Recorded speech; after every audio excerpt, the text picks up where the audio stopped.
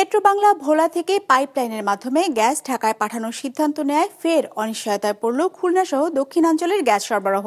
এতে দক্ষিণাঞ্চলের শিল্পায়ন আরও পিছিয়ে পড়বে বলে মনে করছেন অর্থনীতিবিদরা। এস এম মিলনের ক্যামেরায় মোস্তফা জামালের রিপোর্ট। 250-টিরও বেশি ডিজাইন অপশন নিয়ে ওয়ালটন স্মার্ট ফ্রিজ, বোঝে আপনার প্রয়োজন। 8,500 কোটি টাকা ব্যয়ে খুলনার খালিশপুরে নির্মাণ করা হয়েছে রূপসা 800 মেগাওয়াট বিদ্যুৎ উৎপাদন কেন্দ্র। জ্বালানি হিসেবে গ্যাস দিয়ে 2027 সালে বাণিজ্যিক উৎপাদনে যাওয়ার কথা কেন্দ্রটির। তবে এখনও এই কেন্দ্রে গ্যাস সরবরাহের কোনো উদ্যোগই নেয়নি সুন্দরবন গ্যাস কোম্পানি। শুধু এই বিদ্যুৎ কেন্দ্র নয়, গ্যাসের সরবরাহ নেই খুলনা অঞ্চলের অন্য বিদ্যুৎ কেন্দ্র কিংবা শিল্প প্রতিষ্ঠানে। ভোলায় গ্যাসকূপ উন্মোচনের পর পাইপলাইনে খুলনায় গ্যাস পাওয়ার প্রত্যাশা করেন সংশ্লিষ্টরা, কিন্তু ভোলা থেকে বরিশাল হয়ে ঢাকা পর্যন্ত পাইপলাইনে গ্যাস সরবরাহের সিদ্ধান্ত নিয়েছে পেট্রোবাংলা।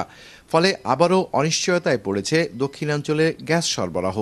এতে শিল্পায়ন আরও পিছিয়ে পড়বে জানান অর্থনীতিবিদরা।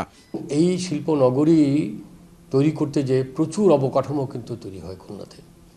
এখন যদি আমরা দেখি যে গ্যাসের অপ্রাপ্তির কারণে এই সমস্ত শিল্প কলকারখানা বন্ধ হয়ে যায়, এটা খুলনার জন্য খুব একটা দুঃখের কারণ কিংবা খুলনার বঞ্চনার কারণ তা না, বাংলাদেশের সার্বিক অর্থনীতির জায়গাটায় একটা জায়গায় বড় ধরনের গর্ত সৃষ্টি হয়।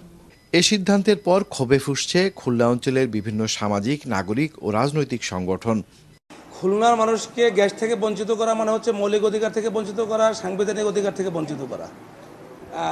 শুধুমাত্র তাই না, এটি জাতীয় উন্নয়নের ক্ষেত্রেও এটি একটা বঞ্চনা বা হচ্ছে এটা এক ধরনের ত্রুটি। তবে গ্যাস সরবরাহের দায়িত্বে থাকা সুন্দরবন গ্যাস কোম্পানি বলছে, ভোলার গ্যাস খুলনায় নেওয়ার প্রকল্প বাতিল করা হয়নি। তবে গ্যাস কবে যাবে তাও বলতে পারেন না তারা।